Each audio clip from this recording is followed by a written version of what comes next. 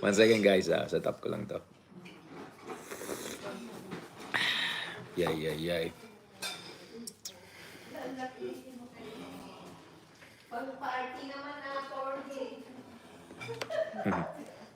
Manyanita yan, manyanita. Manyanita level. Asawa na si mama. Madam.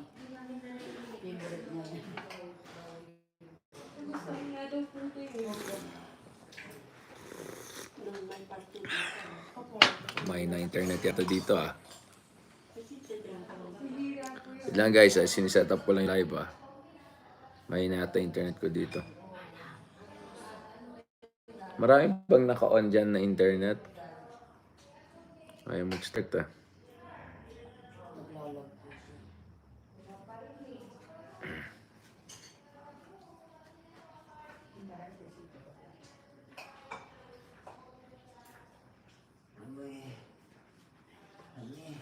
Sandali lang guys 1 second. Set up ko lang to Hindi ko magana itong internet ko dito, mabagal talaga. Marami pa kasi gumagamit sa mga. May na talaga tong internet Try ko dito i-connect.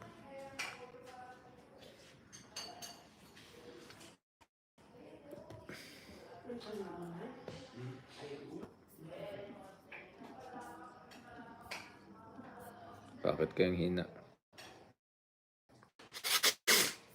Ay. Mahina.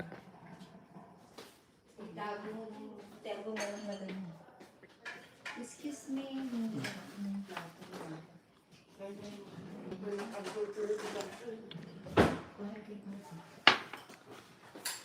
Oh.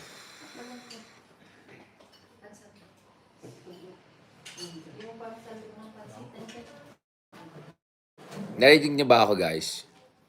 Medyo mahina internet natin sorry. Ay.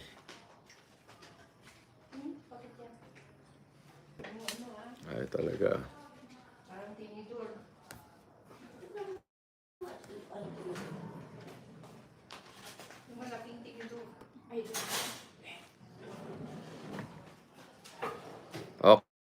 Okay, salamat Salamat guys. Sorry. Kasi nagdi-disconnect din dyan Hindi ko alam ba't naggaganyan siya.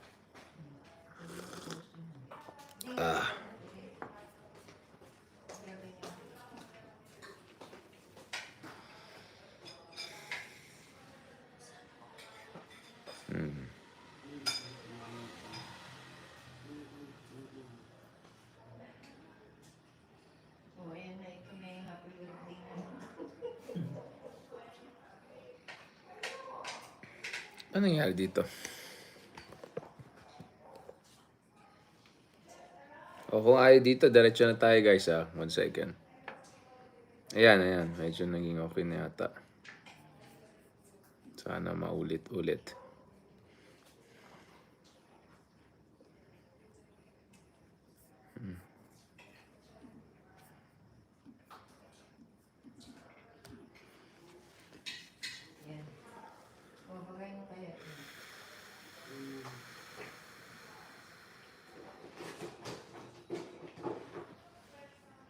Tita, ba't mahina internet dito? Ay, hindi yung makakuha dyan? Mahina siya Humihina siya. Lipat ka. Ba't kaya? Ito yung magandang location Doon sa kabila. Hindi, dito siguro. Ano yung sa location ba yan? Dito sa table. Guys ingat. Galaw lang ako konti, baka mas maganda internet natin. Pasensya talaga mga third world style. Saan po? Mas maganda dito? Dito po? Oo, dali. Sumasara. Sige lang po dito, okay lang. Maganda kayo internet dito. Sana guys.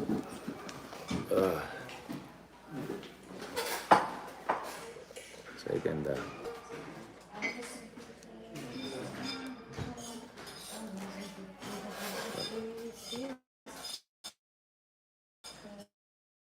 Okay. So this one works.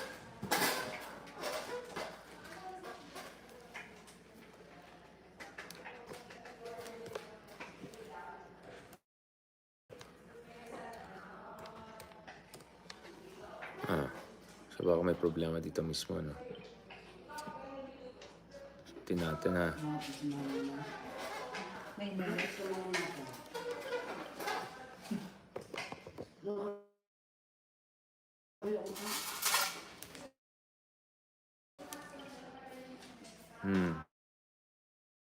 Parang may problema to. Kasi nag-off.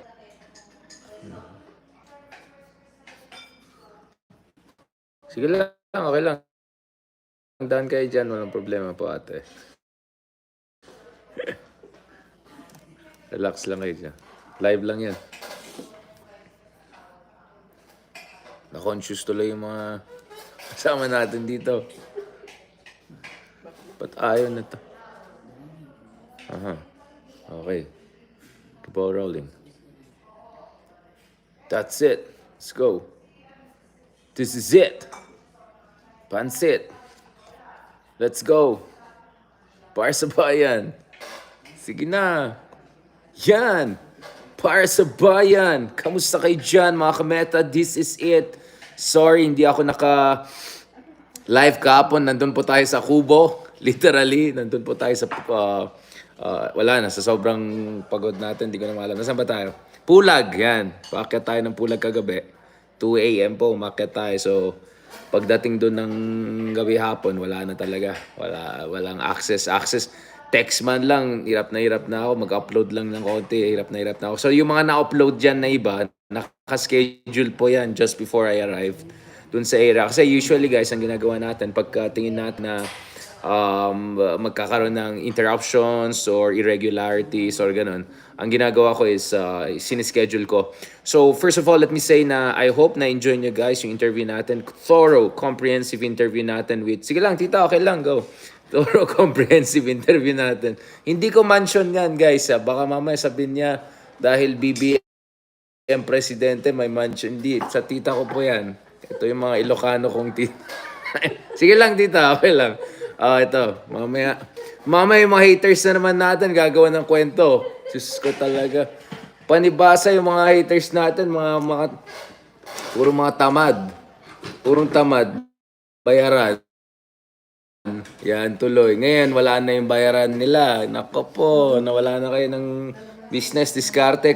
Kasi kami po, tatrabaho kami, Ilocano kami, hardworking kami, tapos nagsisave kami, di kami naglilibre lang. Yung mga may kilala sa akin, alam nyo, wala tayong barkada, wala tayong bisyo, wala. Kaya yun. Mamaya na tayo. Senator Trillanes, talagang mukhang iba talaga pag iba na yung presidente. At alam niya na. So, of course, we discussed a whole range of issues. But I'll tell you what, one of the things I really appreciated dun sa interview natin with Senator Trillanes is yung kanyang no-nonsense attitude. Diba? At yung kanyang style na talagang sasabihin niya yung kailangan sabihin.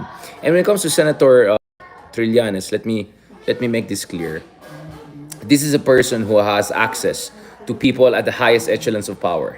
Especially sa military, especially mag-interview tayo with Senator Trillanes. Parang wala naman tayo masyadong disagreements or anything. And I like na discussion natin tuloy-tuloy. And just to be clear guys, eto na naman dun sa mga haters natin dyan.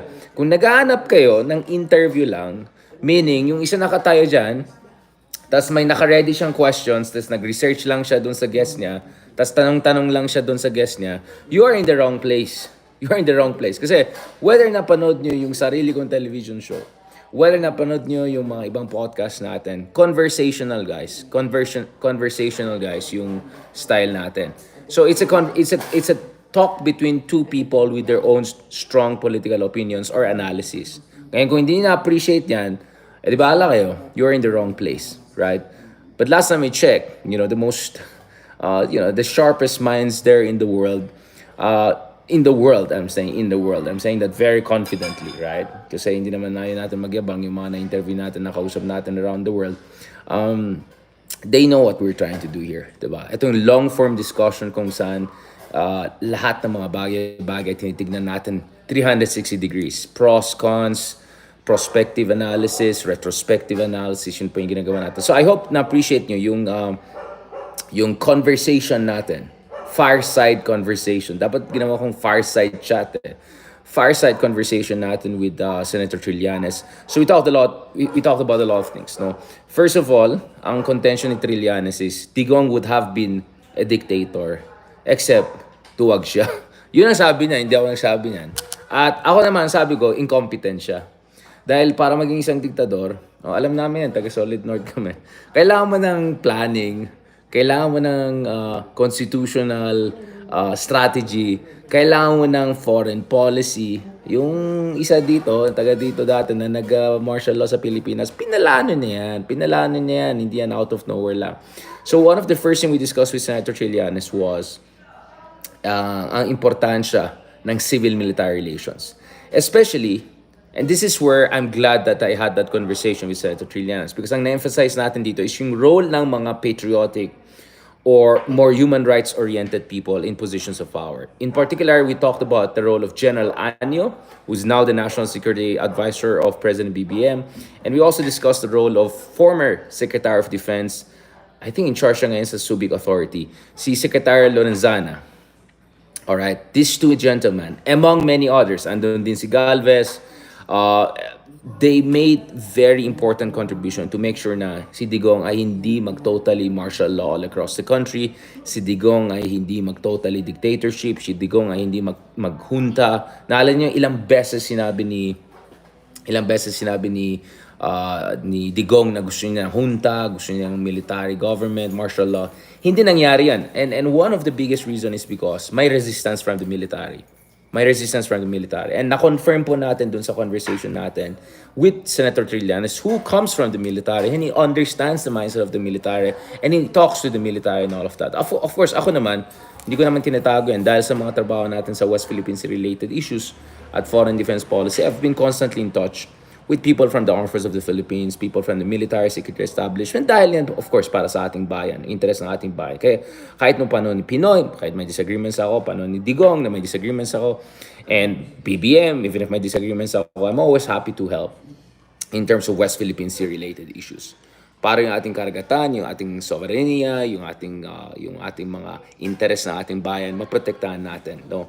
So, I like that conversation. Civil-military relations, how important was the role of AFP in patriotic, sound, sane, brave generals in preventing Duterte from creating a dictatorship. Na-emphasize ko rin yung role ng US because napakalapit ng US sa ating military. So, sa akin palagay, yung sinasabi ni Trillanes na hindi naging diktador dahil duwag, I think that was also partly because may calculation yung isa dyan na baka kung gusto niyang galawin itong military, magkakaroon ng reaction from US. I'm not saying that's gonna happen, but considering how paranoid, Cold War, naalala mo yung sinasabi niya, I love China, China will protect me from ouster, tas lahat ng mga conspiracy theory niya sa US. So I think that was a factor. But for me, more than duwag or lack of courage, the more important thing here was lack of calculation, lack of planning, lack of calibration. Kasi dapat swabe ka eh. Hindi pwede na basta-basta gumawa ka ng dictatorship. You cannot change the constitutional regime just like that. Just tignan nyo ngayon yung gulo sa PI, sa People's Initiative. Hindi subtle eh. Garapalan na nangyari. Kaya grabe yung backlash. Kaya sabi nga ni Joey Salceda, nasa cryogenics na daw yung PI ngayon. Nilagay na lang nila on ice, okay? Cryogenics. Tingnan natin kung mabalik nila mamaya. Now, the other interesting thing we talk, don't worry guys, papunta tayo kay Leni, connected lahat yan. If you just pay enough attention, I'm connecting everything. No notes, nothing. But everything is connected kasi inisip natin na mabuti yan, malalim yung mga bagay na yan. At dahil nagsusulat po tayo, I don't know dun sa mga ibang vloggers na minamahal nyo, yung mga journalist, ako kasi nagsusulat ako. At hindi lang ako nagsusulat ng mga, yung mga opinion lang. Nagsusulat po tayo ng academic works, scholarly works, think tank works. So we are trained to think systematically about things. We're trained to be parsimonious. We're trained to look at the data, look at the evidence. We're trained to talk to people who know a thing or two about facts here and there. And salamat naman sa Diyos, hindi tayo nagkaroon ng problem of access to people, important people in decision-making positions throughout the years. So, nagpapasalamat naman tayo dyan. So, it's not just armchair analysis. Dun sa mga engot na nagsabi, ito save there yan, ano lang yan, armchair lang yan, book lang yan. Hello, mas marami akong na-meet na presidente at prime minister sa generals, sa inyong lahat combined. Okay, lahat ng mga vloggers, mga haters natin. Okay, baka nga kulang pa yan eh. So, hindi yan base sa mga haka-haka lang. This is based on direct conversation with people in position of powers, especially people in position of power who appreciate what people like me bring to the table. I mean, sino naman ako? I mean, professor lang naman sa tabi-tabi lang, di ba? Tuturo lang naman tayo sa UP di ba? No, but going back to this, guys, that was one thing I appreciated dun sa conversation natin with Senator Trillanes. The other thing I appreciated also dun sa conversation natin with Senator Trillanes was the discussion of West Philippine Sea.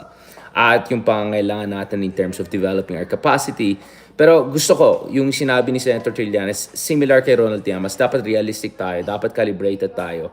But at the same time, we have to embrace the reality na hindi tayo pwede complacent, hindi tayo pwede umaasa lang sa Amerika, at hindi tayo pwede umaasa lang sa mga bulok ng mga warships or mga fighter jets. Thankfully naman, thanks to Pinoy and thanks to Lorenzana in the next administration, medyo nagkaroon tayo ng medyo matitinong mga armas, mga warships na binisita natin. Of course, nakita yung video na bumisita ako sa mga modern frigates natin made by Hyundai and by Korea.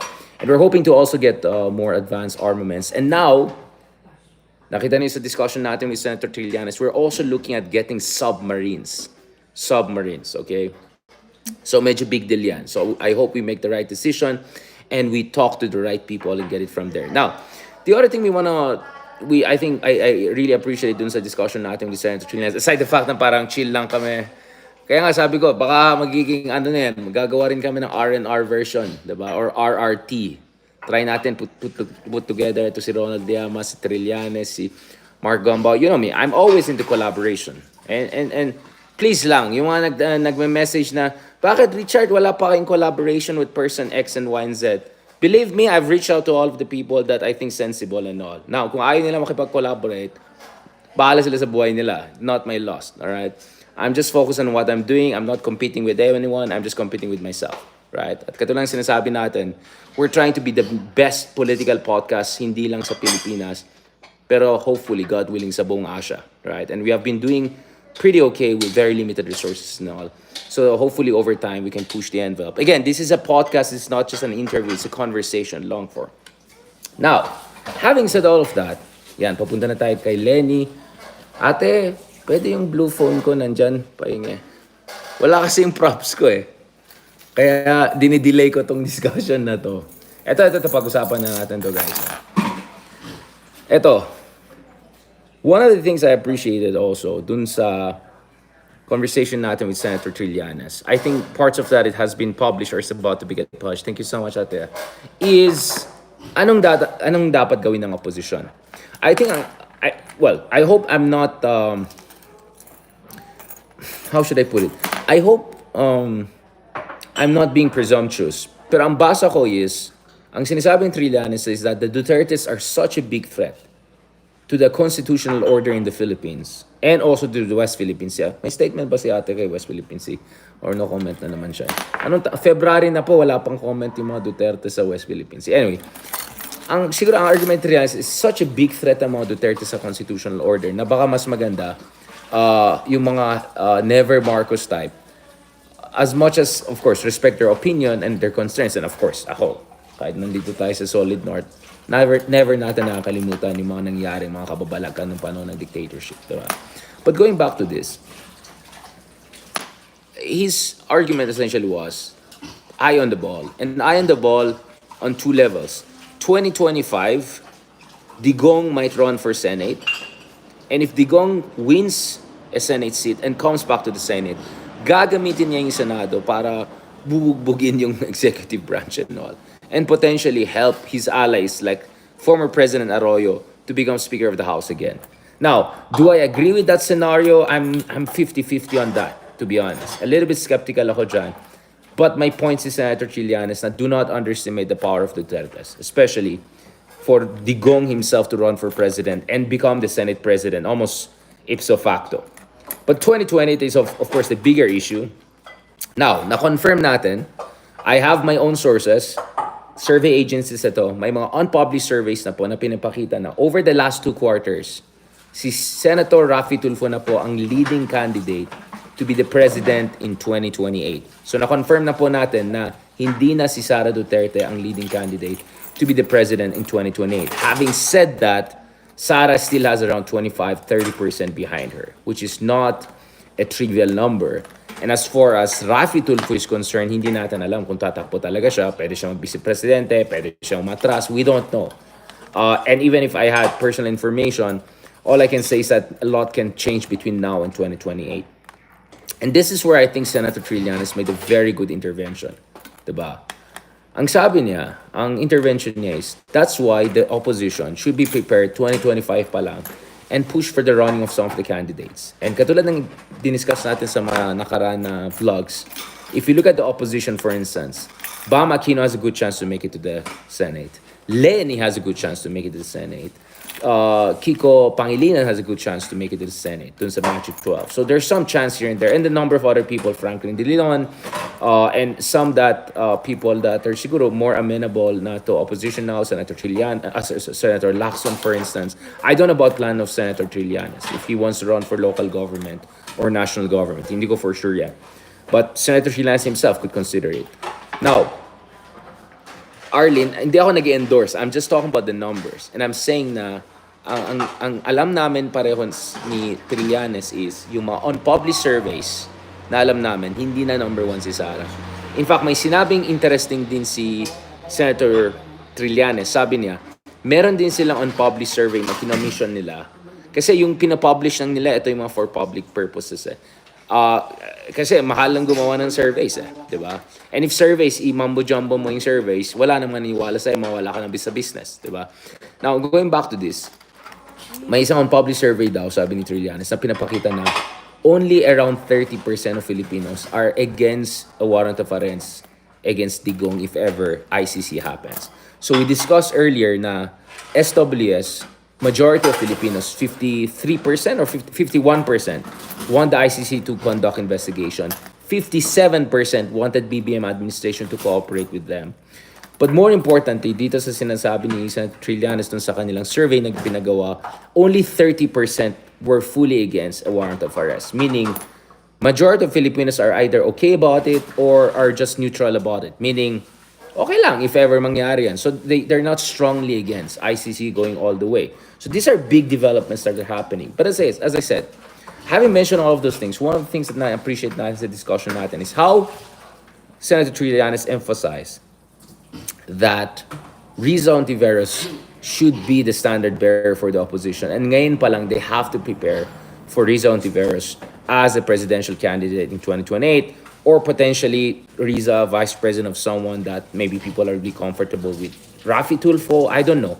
Ang basa ko kay Raffy Tulfo is that he has appeal across the political spectrum pero maraming sa opposition or pink movement ay ayaw sa kanya.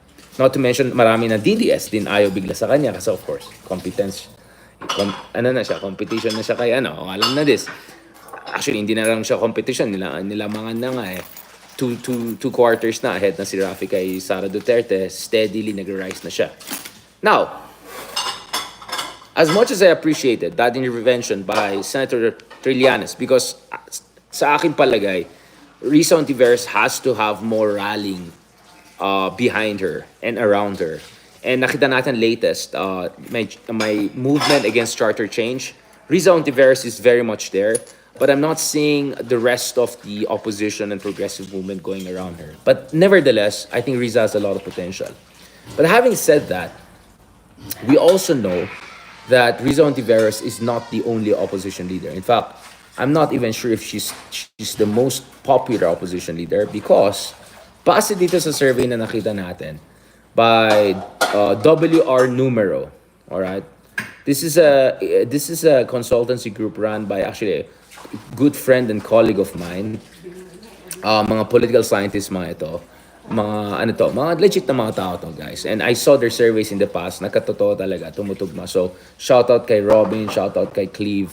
Good job. Now, dito sa WR Numero, interestingly, 40% almost, 36%, or 4 out of 10 ay nagsasabi na they agree or strongly agree that former Vice President Leni Robredo could have performed better than the current president in solving the problems facing the country right now.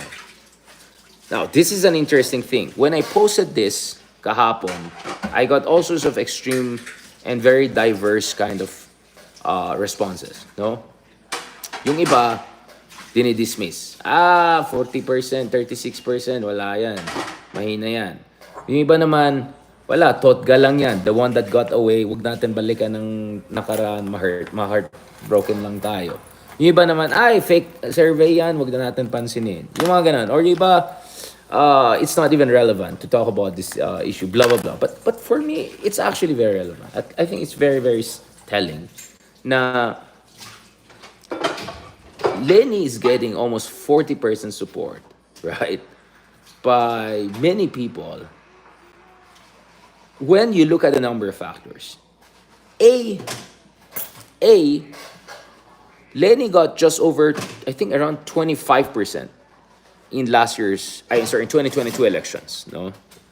So, for someone who got just over a quarter of votes to now getting 36% of Filipinos saying, sana siya na lang presidente, that tells you that's actually a big jump. So from 20+% who voted for her in 2022 elections, based on official numbers, of course, alam ko marami sa inyo sasabihin nila, ay hindi, SD card numbers yan. Okay, I'm not gonna go down that road. But based on official numbers, she just got over 20% of votes. But right now, what we're seeing right now is that she's almost 4 out of 10, or 36% are saying she would have been a better president than BBM. That's very interesting. So she has significant amount of increase in her support, not decrease. Which brings me to the second factor. This is happening even if Riza is not, even if Leni is not active politically. I mean, when was the last time that Leni was actively making a statement or a policy position, over the past year or so? Diba? Halos Leni actually has been more honest than Digong. I mean, surprise, surprise. Dahil sabi ni Digong, magre-retire na siya sa politics. Diba? Sabi niya, oh, maging private citizen na ako, blah, blah, blah, drama-drama. Di man lang siya nag-attend dun sa first zone ni BBM na supposedly alay nila. Umuwi lang siya sa Davao. Nasaan na yung pagka-private citizen niya? Walang ginawa ko ni Magkaren. Diba? At ngayon, kini-question directly yung mandato ng ating presidente at directly nagtitreten ng secession. If you look at Leni, she actually retired in many ways from politics. Not from public service. Not from public service, but from politics.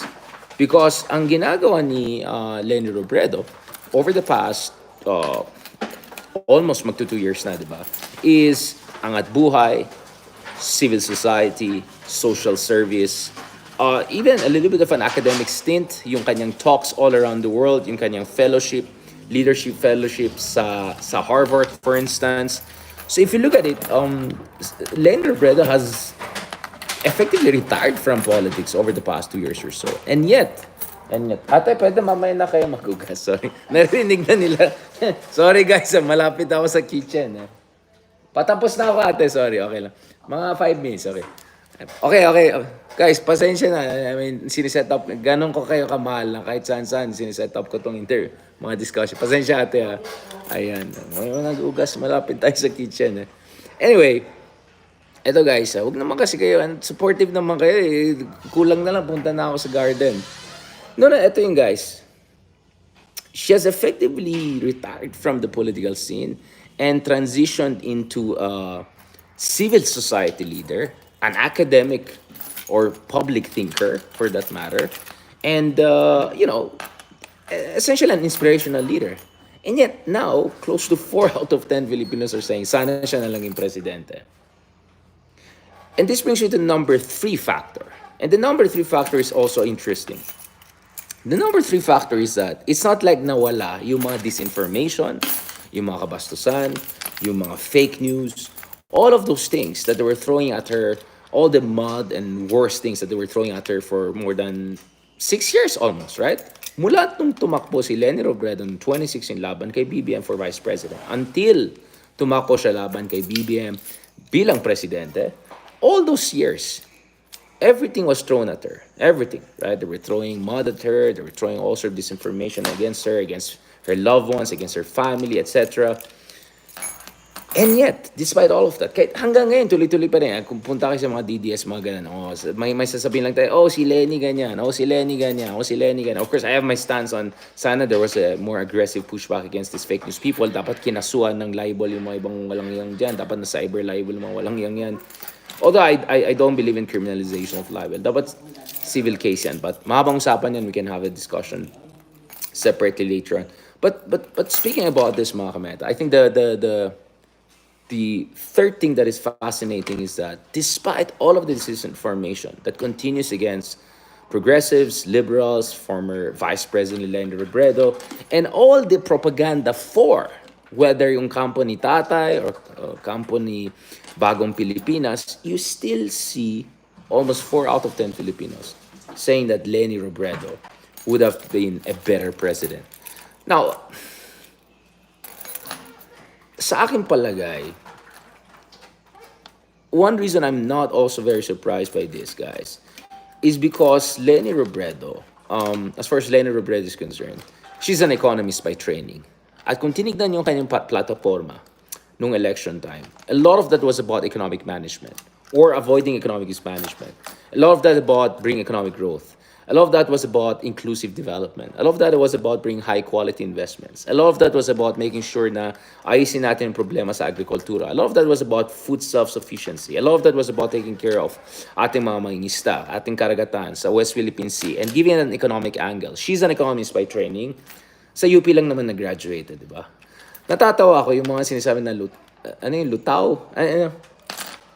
Basta, di ba? Lugaw, all of those jokes that they made about it. Parang, kuya, nag-graduate yan sa UP. Siguro naman may alam siya sa buhay. Hindi ko sinabi na porkit graduate ka ng UP, ka pinakamagaling. Pero sana naman, di ba? Medyo respeto lang, lalo kung wala ka naman. Baka may ma-hurt na naman dyan. Change topic. Dami nagalit sa akin nung time. Gets nyo? Yung mga lutang. Pagod na eh. Yung mga lugaw, lutang, yung mga ganun, madam, diba, alala yan? Sinong, ngayon? Kumpara natin yung mga PR yung mga speeches ni Leni kay, alam niyo na. Anyway, mga katotga, ayan. No, kung titingnan yan, I think a big reason why a lot of people appreciate Leni Robredo now, even more than election time, because she just got more than 20% of the votes. Now 36% saying sana siya naging president. It's because of the economics background. And it's because of the economics background, precisely because ang pinakamalaking issue kay BBM right now is not yung nakaraan nila, yung dictatorship. Of course, from a moral standpoint, you know where I stand. I'm talking about how voters think about it. I think it's yung problema sa ekonomiya. Kahit umakyat yung sahod ng mga tao over the past years or so, kahit pinakamabilis na bansa tayo pagdating sa economic growth, aminin natin, karamihan sa ating mga kababayan, almost all of us, in a way or two, we feel poorer. Di ba? Lalo kung nasa malalaking syudad ka. At least dito sa Baguio, medyo mas okay pa ng konti, pero grabe sa Manila, di ba? Sabi nga ng isang kaibigan ko sa Japan, ang mahal ng pagkain sa Manila, ang mahal mag-restaurant sa Manila. Para mas mahal pa mag-restaurant at mag-grocery sa Manila kaysa yung mga sobrang mga mayayaman na bansa. Biniro ko nga eh. Actually, medyo totoo naman talaga yun eh. Nung nasa Espanya ako last year, mas konting ginastos ko sa pagkain ko on a daily basis kaysa nandun ako sa Manila. I mean, obviously because wala akong time na magluto and all of that, diba? But if no choice, wala. You have to cook for yourself to cut in cost. So I think one big reason why there's a lot of appreciation for Leni right now is precisely because of yung kanyang pedigree in economics. And precisely because isa sa mga biggest frustration ng tao ngayon sa kasalukuyan administration is on the economic front. Even if the economy is growing fast, but the inflation has been high, inclusive development is not happening. Hindi ko alam ano nangyari dun sa agricultural development. Department of Aquaculture na lang yata tayo ngayon. No offense. I'm just kidding around. Yeah, you know what I'm saying? Now, obviously, alam ko, yung mga kakamping dyan sasabihin nila, hindi, mahal nila si Leni dahil si Leni ay hindi corrupt, si Leni ay anti-corruption, si Leni ay mabait, ganyan. Yes, you can say that, but I think honestly, it's more about the economics part. It's about frustration with BBM, which is fascinating because, and by the way, I'm hindi ko pa pinag-usapan yung hidwa ng mga Dutertes and Marcoses. But this is fascinating. If you look at it, what is happening to BBM right now is a kind of a compressed, accelerated version of what was happening to the Liberal Party. Remember, one big reason why nanalo ang mga Marcoses at bumalik sila sa pwesto is because frustrated ang mga tao doon sa kakulangan ng mga dilaw, mga reformista na administration. Most notably, the Aquino administration. So ang nangyari dyan is, when frustrated ang mga tao doon sa performance ng mga reformist administration in terms of not bringing inclusive development, ewan ko dyan sa mga dilawan na economists. But even during Pinoy, in 2011, paano ni Pinoy yan, World Bank said 70 richest families in the Philippines took home 76% of newly created growth. This is in the World Bank. Yung mga dilawan na economists, hindi nila sasabihin sa yan. And I'm sorry, I don't think the situation improved dramatically during those years. Now, to be fair, of course, hindi pwede ayusin ni Aquino yung situation na yan in 1 year, 2 years.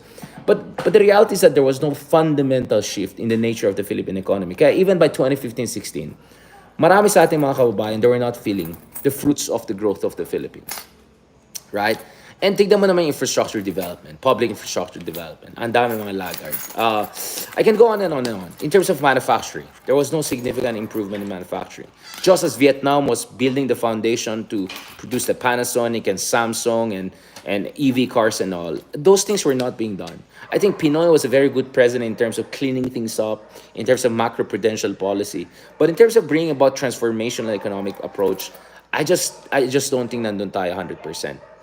Now, because of frustration with that, yung traffic ng panahon ni Pinoy, yung lack of infrastructure development, yung lack of inclusive development, biglang naging pogi yung mga Marcoses. Right? Oo nga panahon ni Marcos, #1 tayo sa mundo, although that was not true anymore.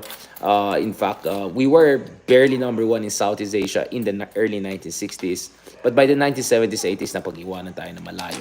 I have a ton of data and per capita, guys. I can show you guys. I can post it. Nagawa na natin yan. Mag-Google kayo. Huwag kayo manood ng mga kaingutan ng mga vloggers. But anyway, so if you look at it, nasaan na tayo? Pagod talaga tayo. Ang haba ng lakad natin. Binilisan namin. Yung 3 hours, ginawa namin 1.5 hours eh. No, so what happened to the liberals, which is, dahil sa frustration ng tao, biglang people started romanticizing the past. Started imagining a non-existent golden era. False nostalgia, whatever you want to call it. Actually, the best term for that is sojage. Sojage. It's a Portuguese term for nostalgia for a non-existent golden era in the past, right? I hope I'm pronouncing correctly. Sojage. Parang it's like sodade ang pagkasulat. Sojage. Funny thing is, wala pang 2 years, parang reverse is happening right now. And actually, the reverse is happening in 2 directions.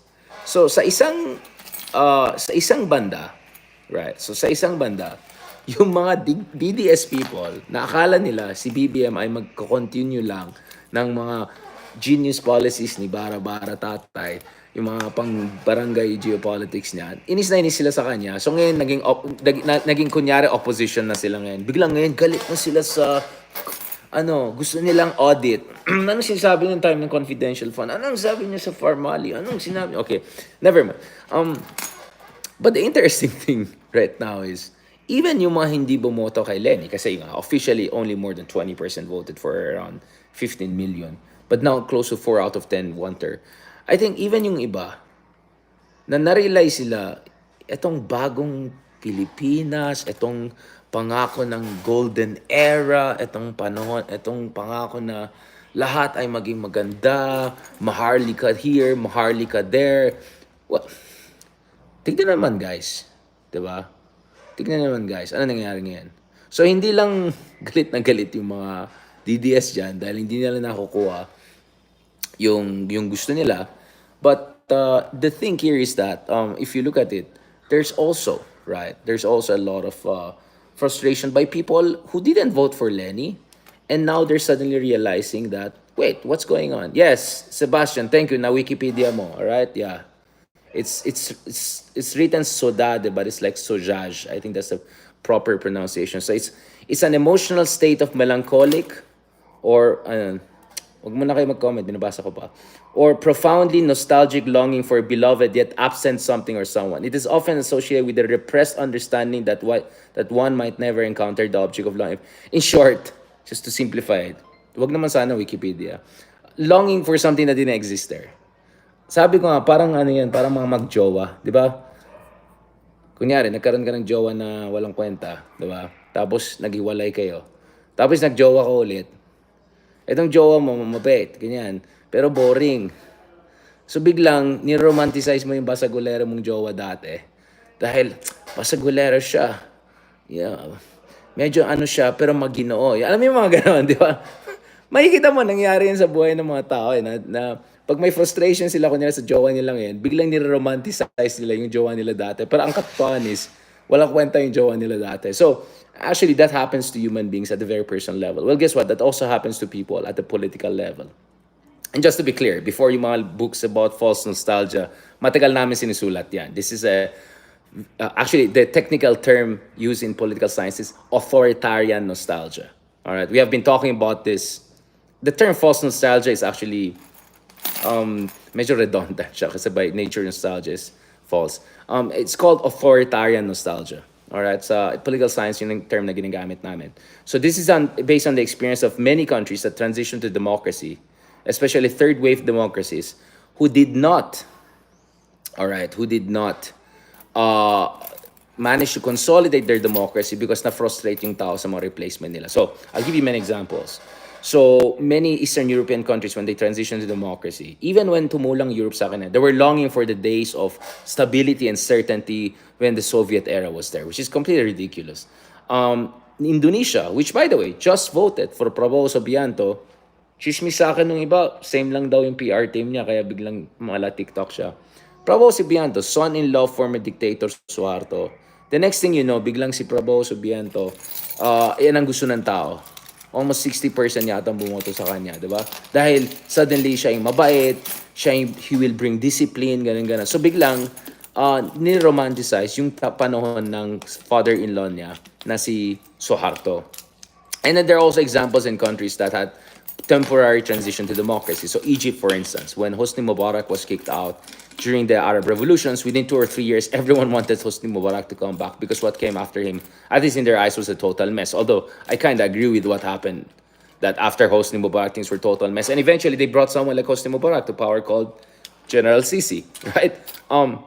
So this is called authoritarian nostalgia. So yung false nostalgia actually it's redundant. Ang dami nang nasulat about that issue, and we have been raising this issue. Sinulat ko yan sa book ko sa Rise of Duterte in 2017, 2018. Minention din natin yan sa Journal of Democracy among other writings natin. So it is true that disinformation is a factor, but what you also have to understand is why are people open to disinformation? People are open to disinformation because when people are frustrated with their present, they are more open to entertaining romanticized, if not totally falsified, representation of the past. It's a form of psychological coping mechanism. At actually, naintindihan ko bakit eh. Kasi of course, bilang Pilipino, gusto natin na isipin, may panahon na tayo ay number one. Because that gives us the kind of emotional and psychological succor and strength to overcome a lot of our frustrations with what's happening with our country and its place in the world. But yun nga yung problema ko eh. Yun nga yung problema ko, guys eh.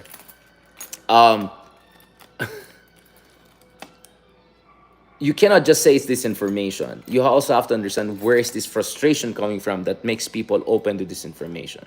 And this is not only about education, because many very intelligent people with PhDs, engineering, nag-aaral abroad, ay actually bumoto sa you-know-who, right? Including in Indonesia. They voted for Prabowo, etc.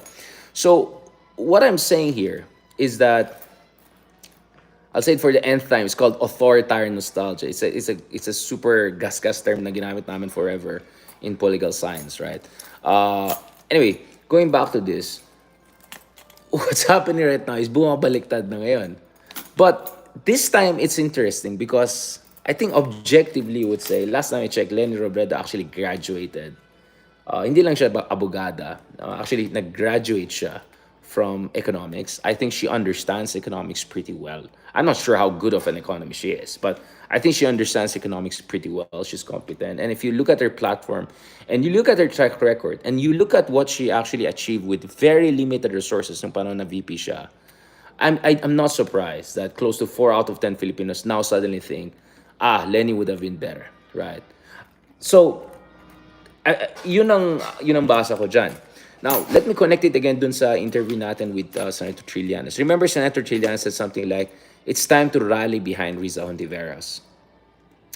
As I said, by all indication, I mean, Leni herself passed on, the baton to Riza Hontiveros after the 2022 elections, because Riza Hontiveros was the only opposition candidate to win a national post, and in many ways, people see her as the rightful successor. But the reality is that Leni is still very, very popular. When 4 out of 10 Filipinos are saying, sana siya na lang yung presidente, and when officially only 20% or so voted for her, then that tells you that she's still a force to reckon with. So whatever the opposition is going to do, whether they're going to rally behind Risa, whether Lenny's going to come back, whether they're going to, I don't go behind, Vico. Although si Vico Soto is masyadong bata pa yata, hindi siya abot sa 40 sa 2028. Whatever. The reality is that Leni is a force to reckon with.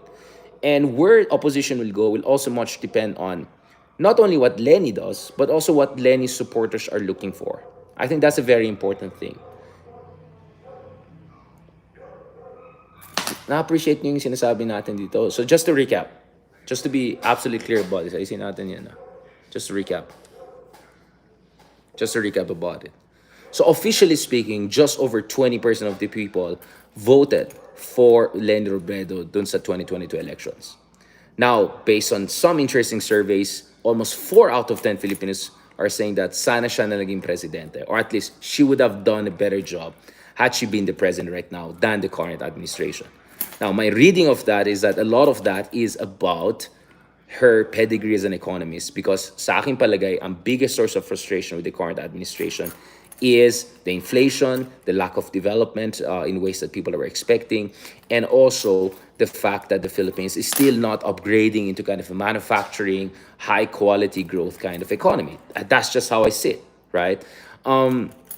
So that tells you that actually Leni Robredo's economics pedigree is perhaps one of the reasons that she has that kind of traction.